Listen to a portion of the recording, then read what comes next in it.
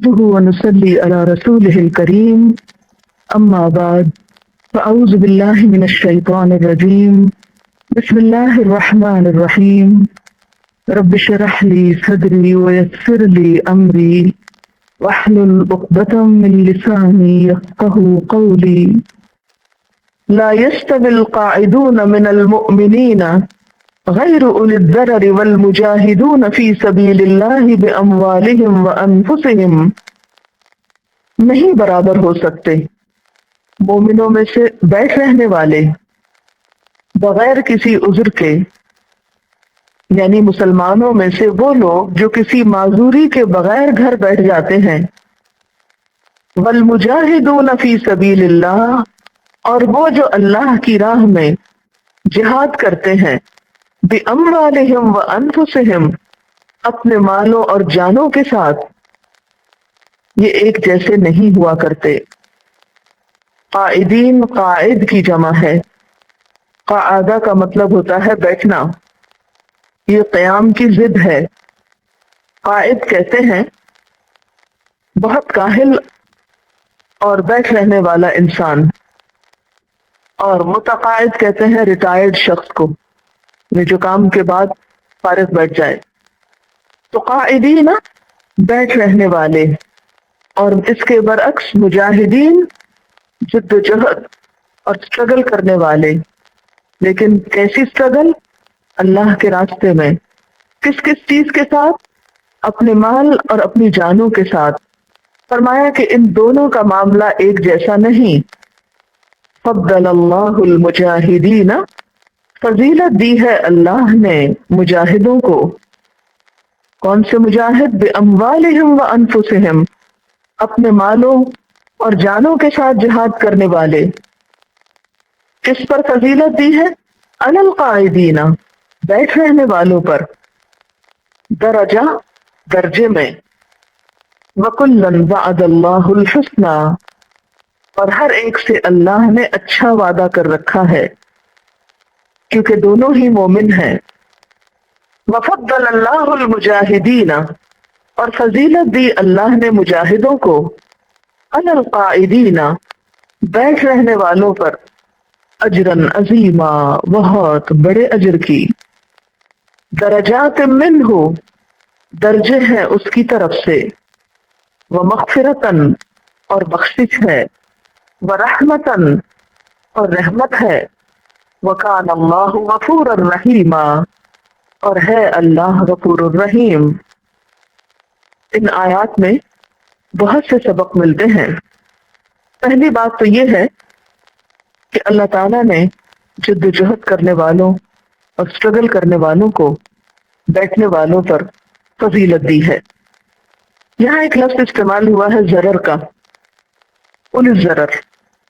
ضرر دواب رے رے، بدحالی کے لیے یہ لفظ استعمال ہوتا ہے، خواہ اس کا تعلق انسان کے نفس سے ہو، جیسے علم اور فضل وغیرہ کی کمی، خواہ بدن سے ہو، جیسے کوئی آرگن یا کوئی عضو ناقص ہو، یا مال کی کمی وغیرہ سے۔ تو اولِ الضرر معذور لوگوں کے لیے استعمال ہوتا ہے، اور یہ معذوری متعدد طریقوں سے ہو سکتی ہے۔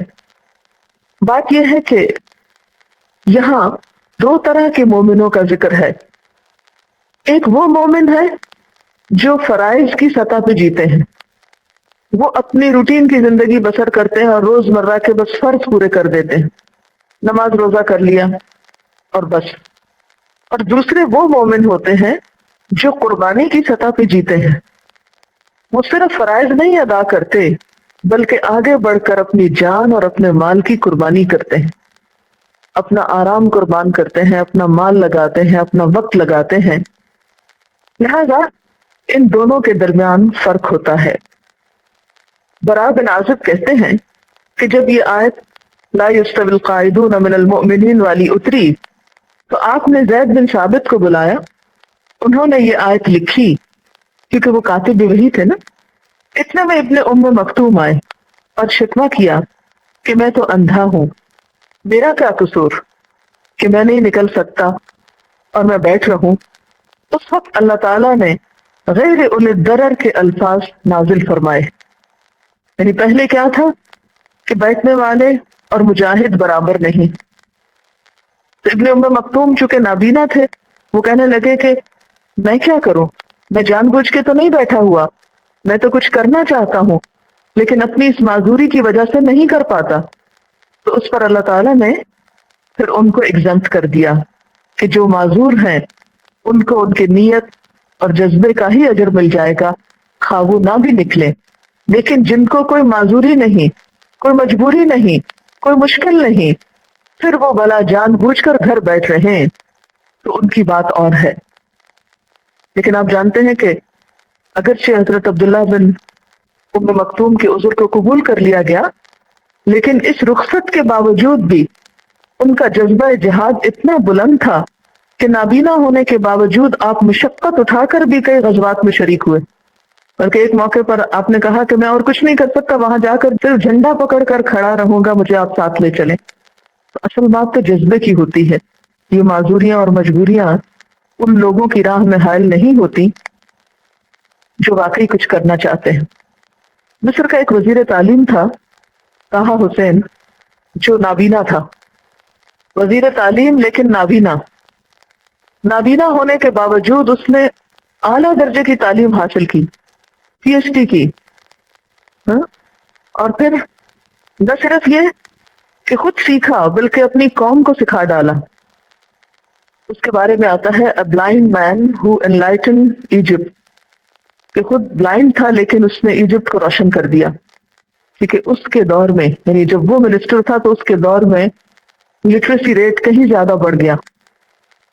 کیونکہ جس کے پاس شاید نعمت نہیں ہوتی اس کو نعمت کی قدر زیادہ ہوتی، اور وہ دوسروں کے لیے زیادہ بہتر مثال بنتا ہے جب وہ کام کرتا ہے. تو وہ لوگ جو آنکھیں رکھتے ہوئے لا علم تھے، انہوں نے اس کی مثال کو دیکھ کر علم کا شوق اپنے اندر پیدا کیا. جب جذبے بڑے ہوتے ہیں تو یہ چھوٹی موٹی مجبوریاں جو ہیں، معذوری ہوتے ہوئے بھی انسان کے راستے میں رکاوٹ نہیں بنتی. ایسے جو اولے ضرر تھے، معذور تھے، ان کے بارے میں حضرت انس کہتے ہیں کہ آپ صلی اللہ علیہ وسلم جب غزوہ تبوک سے واپس ہوئے اور مدینے کے قریب پہنچے تو فرمایا کہ مدینہ میں کچھ ایسے لوگ ہیں کہ جب تم کوئی سفر کرتے ہو یا کوئی وادی طے کرتے ہو تو وہ تمہارے ساتھ ہوتے ہیں. صحابہ کرام نے پوچھا باوجود اس کے کہ وہ مدینہ میں ہے، یعنی ساتھ نہیں آئے پھر بھی ساتھ ہوتے ہیں؟ فرمایا ہاں، یہ وہ لوگ ہیں جنہیں کسی عذر نے روک لیا، یعنی جن کا دل تو تڑپتا تھا لیکن مجبوری کی وجہ سے وہ ساتھ نہ جا سکے. تو پہلی بات کیا پتہ چلتی ہے کہ دو طرح کے لوگ ہوتے ہیں. ایک وہ جو زندگی میں کچھ کر جاتے ہیں، اور دوسرے وہ جو صرف فرائض پورے کرتے ہیں تو دونوں مومن، نیکی تو پائیں گے لیکن آخرت میں دونوں کے درجات میں بہت بڑا فرق ہوگا. دوسری بات یہاں سے یہ پتہ چلتی ہے کہ جہاد فرض عین نہیں ہے، اور اس کے کئی پہلو ہیں. معاشرے میں کئی ایسے لوگ ہوتے ہیں جو کمزور ہوتے ہیں، بیمار ہوتے ہیں، جو جہاد پر جا ہی نہیں سکتے. اگر فرض عین ہوتا تو ان کو بھی نکلنا پڑتا. اور پھر یہ کہ کچھ لوگ پیچھے رہ کر مجاہدین کی مدد کرتے ہیں، ان کے گھروں کی حفاظت کرتے ہیں، ان کے اہل و عیال کی دیکھ بھال کرتے ہیں، مجاہدین کو پیچھے سے رسد مہیا کرتے ہیں. تو ایسا کرنے والے بھی درجہ بدرجہ جہاد میں شریک سمجھے جاتے ہیں. اسی طرح جہاد کے علاوہ کچھ اور کام بھی ہو سکتے ہیں نیکی کے، جو اگرچہ فرض کے درجے میں نہ ہو، لیکن جو لوگ قربانی کی سطح پر وہ کام کریں ان کے لیے اجر عظیم ہے. کیونکہ اللہ تعالیٰ نے بیٹھ رہنے والوں پر محنت کرنے والے، کوشش کرنے والے کو اجر عطا کیا ہے. حضرت ابو سعید خدری فرماتے ہیں کہ آپ صلی اللہ علیہ وسلم سے پوچھا گیا کہ لوگوں میں سب سے افضل کون ہے؟ آپ نے فرمایا جو اللہ کی راہ میں اپنی جان اور مال سے جہاد کرے. اور پھر یہ جو فرمایا نا کہ درجات میں فرق ہوگا، جیسے کہ وہ حدیث آپ پہلے بھی جانتے ہیں کہ جنت میں 100 درجے ہیں جنہیں اللہ نے مجاہدین فی سبیل اللہ کے لیے تیار کیا ہے، اور ہر درجے کے درمیان اتنا فاصلہ ہے جتنا زمین و آسمان کے درمیان ہے. تو مختلف درجوں پر مختلف طرح کے لوگ ہوں گے.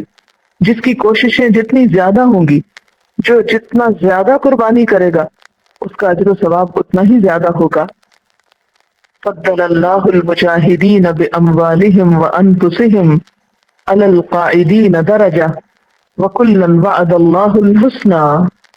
اور ہر ایک سے اللہ نے اچھا وعدہ کیا، یعنی جو عذر کے ساتھ بیٹھے ہیں ان کے ساتھ بھی، اور جو نکلے ہیں ان کے ساتھ بھی، اور پھر وہ جو بغیر عذر کے سستی کر رہے ہیں. ہر ایک کا مقام فرق ہے. وفضل اللہ المجاہدین علی القاعدین اجرا عظیما درجات منہ ومغفرۃ ورحمہ. یعنی ایسے لوگوں کے لیے جو جد و جہد کریں، کوشش کریں، ان کے لیے بخشش کا وعدہ بھی ہے، اور اللہ کی طرف سے رحمتیں بھی ان پر نازل ہوں گی. اور ایسے لوگوں کے لیے اللہ غفور الرحیم بھی ہے. جنگ کے علاوہ عام جہاد کون سے ہیں جو بہت سے لوگ کر سکتے ہیں؟ ان میں ایک ہے جہالت مٹانا. یہ جہالت خواہ دنیاوی ہو یا دین کے معاملات میں ہو. اسی طرح غربت کا خاتمہ، یہ بھی جہاد ہی کی قسمیں ہیں. کیونکہ آپ صلی اللہ علیہ وسلم نے اس شخص کو جو بیوہ اور یتیم کے لیے بھاگ دوڑ کرتا ہے کیا خوشخبری دی کہ وہ جنت میں میرے ساتھ ہوگا. اسی طرح فی سبیل اللہ یعنی علم کے راستے پر نکلنے والے کے لیے کیا وعدہ ہے کہ من سلک طریقا یلتمس فیہ علما سہل اللہ لہ طریقا الی الجنہ. ایسے لوگوں کے لیے بھی جنت کا وعدہ ہے. آج کے دور میں دیکھنا یہ چاہیے کہ مسلمانوں کی اصل مشکل کیا ہے. مسلمان کیوں زوال کا شکار ہے؟ مسلمان کیوں پس رہے ہیں؟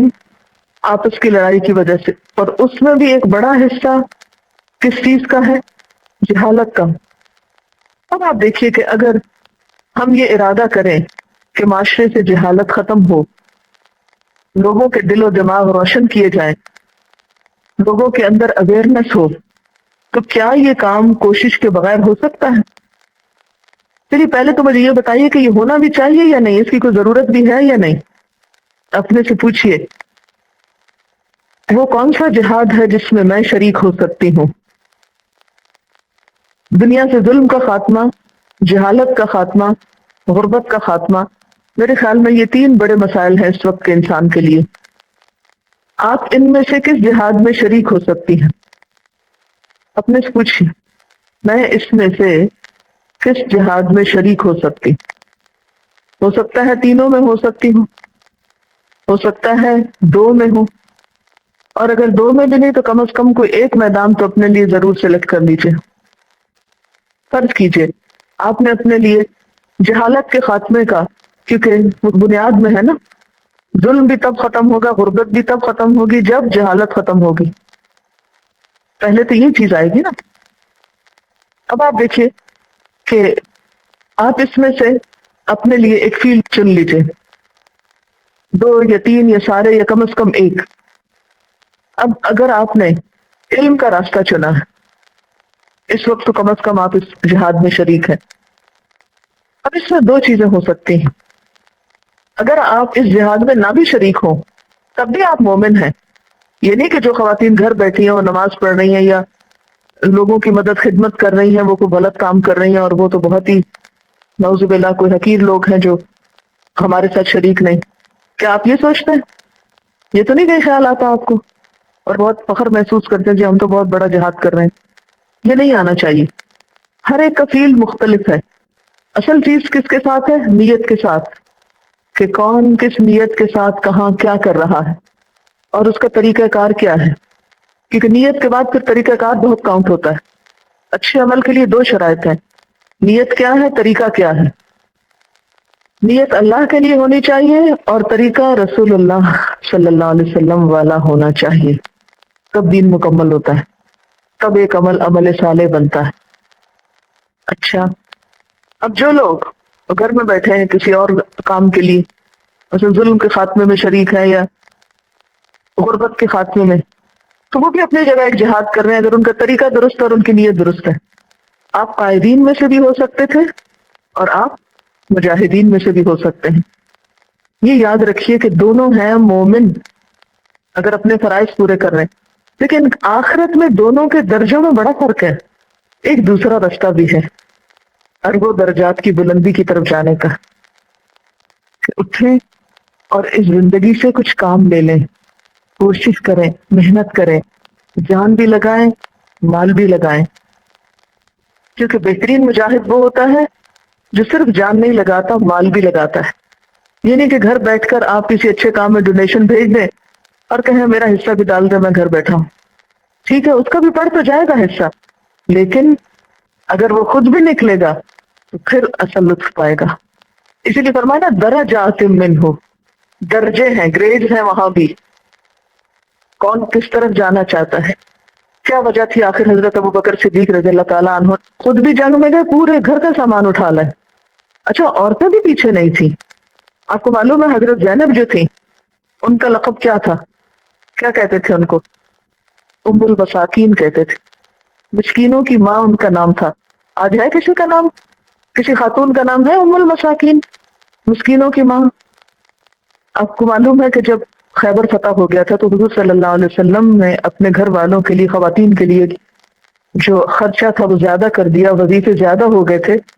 ان کا طریقہ یہ تھا کہ جو آتا تھا سب دے ڈالتی تھی، مسکینوں کو سارا دے ڈالتی تھی، اور خود فقر والی زندگی گزارتی تھی۔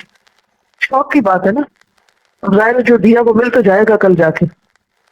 حضرت عائشہ رضی اللہ تعالیٰ عنہا کیا تھی؟ ان کے گود میں بھی بہت سے یتیم بچے تھے، وہ بھی یتیموں کی بہت کیئر کرتے ہیں۔ آپ کو پتا ہے صرف علم کا کام نہیں کیا، بہت سی یتیموں کی پرورش بھی کی انہوں نے، لیکن اس کے ساتھ ساتھ یہ تھا کہ ان کا جہاد علم کا تھا۔ میں عورتوں کی مثال اس لیے دے رہی ہوں کہ ہم بھی خواتین ہیں، کیونکہ عام طور پر ہم ایکسکیوز لے لیتے ہیں نا، اور ہم کہتے ہیں یہ سب تو آدمیوں کے کام ہے، ہم تو عورتیں ہیں نازک پریاں، ہمارا کیا کام کہ ہم جہاد کریں۔ ایسا نہیں ہے، یہ میدان عورتوں کے لیے بھی ہے، کیونکہ اگر کسی بھی گاڑی کا ایک پہیہ پنکچر ہو تو وہ گاڑی کیسے چل سکتی؟ تو معاشرے کا اگر ایک پہیہ خاتون جو ہے وہ صرف جام ہو کے بیٹھا رہے گھر میں، یا گھر میں بھی بیٹھ کے کوئی کام نہ کرے، یعنی ضروری نہیں کہ آپ باہر نکلے، اب تو الحمدللہ ایسی فیسلٹیز آ گئی ہیں، گھر بیٹھ کے آپ بہت کام کر سکتے ہیں، بہت کچھ ریسرچ کر سکتے ہیں، بہت سے ایسے کام نبھا سکتے ہیں وہاں بیٹھ کے بھی، اگر آپ کے پاس تھوڑی سی بھی اسکل ہے۔ آپ نے دیکھو کہ بہت سے لوگ بزنس صرف گھر بیٹھ کے کر رہے ہوتے ہیں۔ تو یہ تو آپ کے اپنے طریقہ ہے سوچنے کا کہ آپ اس جہاد میں کس طرح شریک ہو سکتی ہیں۔ علم کا حاصل کرنا بھی اسی طرح، اور علم کا پھیلانا بھی، امر بالمعروف اور نہی عن المنکر بھی، جنگ پہ جانا، یہ سب کیا ہے؟ فرض کفایہ ہے۔ اگر کچھ لوگ معاشرے میں کرتے رہیں تو باقیوں کی طرف سے بھی وہ ذمہ داری ثابت ہو جاتی، لیکن اگر کچھ لوگ بھی نہ کریں تو سب پکڑے جاتے ہیں، پھر سب اس کشتی میں ڈوبتے ہیں۔ تو آج ہم سب کو یہ فیصلہ کرنا ہوگا اور آج کے بعد خود پہ طرز کھانا چھوڑنا ہوگا۔ یہ چیز بھی ہے کہ ہم نے دین کا ایک مخصوص معنی نکال لیا ہے جو ہمارے فائدے میں جاتا ہے، اور صرف اس کو کوٹ کرتے رہتے ہیں۔ تو کیا حضور صلی اللہ علیہ وسلم کو یہ نہیں معلوم تھا جنہوں نے دوسرا بھی عمل کر کے دکھایا؟ ابھی آپ آگے انشاءاللہ پڑھیں گے قرآن پاک میں کہ اللہ تعالیٰ ازواج مطہرات کو حکم دے رہے ہیں، وَاذْكُرْنَ مَا يُتْلَى فِي بُيُوتِكُنَّ مِنْ آيَاتِ اللَّهِ وَالْحِكْمَةِ، کہ ازواج مطہرات اللہ کی آیات اور حکمت کی باتیں جو تمہارے گھر میں پڑھی جا رہی ہیں، کیونکہ ظاہر ہے کہ آپ صلی اللہ علیہ وسلم کو گھر میں ہی تعلیم دیتے تھے، اگرچہ وہ مسجد نبوی اور وہ سب اس میں جاتی تھی، لیکن تعلیم کا ایک بڑا ذریعہ اور ازواج مطہرات کے زیادہ ہونے کی ایک بڑی وجہ بھی یہی تھی کہ بہت سی خواتین کے ساتھ آپ نے شادی کر کے ان کو سکھا کے پھر اوروں کے سیکھنے کے لیے موقع دیا، اور خصوصاً آپ کی پرسنل لائف کے جو واقعات اور معاملات تھے ان کے بارے میں تعلیم۔ تو اللہ تعالیٰ خواتین کو اور نبی صلی اللہ علیہ وسلم کے گھرانے کی خواتین کو تلقین کر رہے ہیں کہ تم اس ایکٹیویٹی میں شریک رہو، پڑھنے لکھنے کی۔ حضرت زینب بھی کے بارے میں شاید آتا ہے کہ ان کے بارے میں حضور صلی اللہ علیہ وسلم نے کہا تھا حضرت ام شفا کو کہ ان کو لکھنا سکھا دو، اور پھر حضرت عائشہ رضی اللہ تعالیٰ عنہ حضور صلی اللہ علیہ وسلم کی وفات کے بعد 48 ایئرز تک لوگوں کو سکھاتی رہی۔ تو انہوں نے یہ سب کچھ کیوں کیا؟ ہمارے لیے مثال ہے وہ۔ اور پھر صرف وہ نہیں، میں نے ایک برا آرٹیکل اس پہ لکھا تھا اور مجھے اس پر صدارتی ایوارڈ بھی ملا تھا کچھ سال پہلے، کہ خواتین کا کیا رول تھا۔ کیونکہ پرسنلی مجھے بہت اس پہ انٹرسٹ ہوتا تھا کہ عورت کو کرنا کیا چاہیے. کہ بعض اوقات ایسا ہوتا ہے نا کہ آپ گھر کے سب کام کر لیں تو پھر کیا کریں؟ اب کیا کریں؟ چین نہیں آتا، کسی بھی ایکٹیویٹی میں چین نہیں آتا، انسان سوچتا کیا کرے، اور پھر کرے بھی وہ جو اللہ کے یہاں کچھ قبول ہے. ایسا نہ ہو کرتے بھاگتے دوڑتے تھکتے رہیں اور پھر اینڈ آف دا ڈے حاصل بھی کچھ نہ ہو، اس کا بھی ڈر لگتا ہے. تو اس پر پھر میں نے اس پہ کافی ریسرچ کی تھی کہ خواتین نے خود حضور صلی اللہ علیہ وسلم کے زمانے میں اور بعد کے ادوار میں کون سا ایسا کام کیا تھا کہ جو ان کے گھر سنبھالنے کے علاوہ بھی تھا، اور کیا عورت کی ذمہ داری کچھ اور ہے یا نہیں. انشاءاللہ آپ سورۃ التوبہ پڑھیں گے تو اس میں بھی آتا والمؤمنون والمؤمنات بعضهم اولیاء بعض یامرون بالمعروف وینہون عن المنکر. وہاں عورتوں کا مومنات کا نام لے کے کہا گیا ہے کہ ان کی بھی ذمہ داری ہے امر بالمعروف اور نہیں عن المنکر. میں بات یہ کر رہی تھی کہ آج کے بعد خود پہ ترس کھانا چھوڑیں کہ ہم بہت مشکل میں پڑ گئے. ہائے ہائے کرنا چھوڑ دیں، کیونکہ مجاہد ہائے ہائے نہیں کرتا، وہ مصیبت کے مارے کام نہیں کرتا. ہر راستے کی کچھ تکلیفیں بھی تو ہوتی ہیں، کوئی تانے کوسنے سننے پڑتے ہیں، کوئی ایسی اور باتیں سننی پڑتی ہیں، لیکن اس کے ساتھ جب تک محنت نہیں کریں گے تو کام نہیں بنے گا. یہ کہتے ہیں کہ میری ایک دوست ہے جو یہاں نہیں آ سکتی، میں جو کچھ یہاں سے سیکھتی ہوں روزانہ اس کے ساتھ واک کرتی ہوں اور واک میں اس کو سب کچھ بتا دیتی ہوں جو میں یہاں سے پڑھ کے جاتی ہوں. صحابہ کرام بھی ایسا کرتے تھے. سب لوگ مجلس میں حاضر نہیں ہو سکتے تھے کیونکہ باہر کے کام بھی تو کسی کو کرنے، اگر سب صرف پڑھنے کے لیے بیٹھ جائے تو دوسرے کام کون کرے گا. تو ان کا طریقہ یہ تھا کہ انہوں نے باری مقرر کی ہوتی تھی، ایک دن ایک آتا تھا اور سیکھ کر جاتا، اور شام کو وہ سب کچھ بتا دیتا. جب وہ سیکھ کر آتا اگلے دن دوسرا آتا، وہ سیکھ کر شام کو پہلے کو بتا دیتا. اپنے گھر والوں کو خط لکھتے ہیں، کسی کو فون کرتے ہیں، گپ شپ کرنے کو آپ کا دل چاہتا ہے تو آپ کچھ نہ کچھ اس طرح کی باتیں کرتے رہا کریں. درجات منہ ومغفرۃ ورحمہ، درجے ہیں اس کی طرف سے. یہ دیکھا کریں کہ جنت میں کون سا درجہ ملے گا، اور اس میں اعلیٰ ترین مقام پہ جانے کے لیے مجھے کتنی کوششیں کرنا ہے. اس لیے کبھی کسی بھی کوشش کے بعد، کسی بھی تھکاوٹ کے بعد یہ نہ سوچا کریں بہت کر لیا بس اب کافی نہیں، اور زیادہ اور زیادہ اور زیادہ، آگے سے آگے. وآخر دعوانا ان الحمد للہ رب العالمین. سبحانک اللہم وبحمدک اشہد ان لا الہ الا انت استغفرک واتوب الیک.